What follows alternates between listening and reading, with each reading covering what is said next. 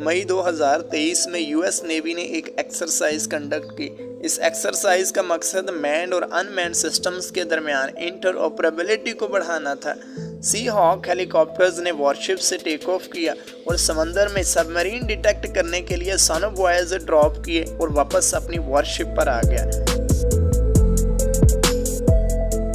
इधर MQ-9B सी guardian ने भी अपनी बेस से टेक ऑफ किया और ठीक उस जगह पहुंचा जहां सी हॉक ने सोनोबॉयज ड्रॉप किए थे।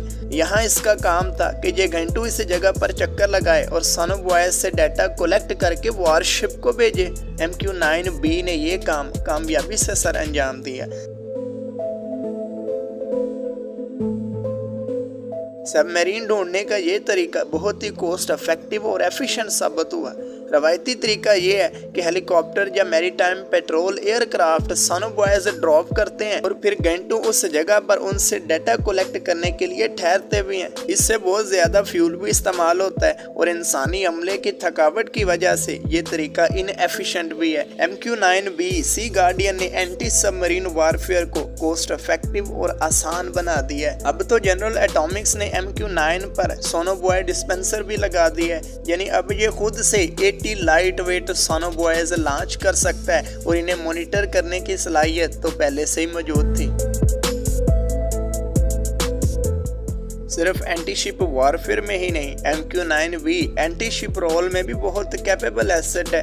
कैरियर्स, क्रूजर्स, डिस्ट्रॉयर्स, हत्ता के फाइटर जेट्स, हेलीकॉप्टर्स और मैरीटाइम पेट्रोल एयरक्राफ्ट के साथ भी इसे कनेक्ट किया जा सकता है। इसकी मल्टी मोड लिनक्स रडार इसे 80 किलोमीटर की दूरी तक देखने की सलाहियत देती है। इसकी 30 घंटों से ज़्यादा की इंड्योरेंस है और सेटकॉम की सहूलत भी है, यानी इसे दुनिया के किसी भी कोने से ऑपरेट किया जा सकता है। MQ-9B अब ना सिर्फ इंडियन नेवी में शामिल हो चुका है बल्कि पूरी तरह इंटीग्रेट भी हो चुका है। तो डेफिनेटली ये हमारी असल ताकत यानी सबमरीन फ्लीट के अटैक मिशंस को खतरे में डालेगा।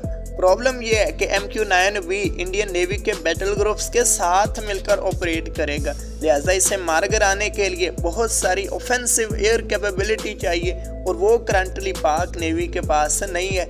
जब आप दुश्मन के किसी एसेट को काउंटर नहीं कर सकते तो हाल ये होता है कि आप वैसा ही एसेट खुद भी बैटलफील्ड में उतार दें, जिससे बैलेंस ऑफ पावर कायम रहे।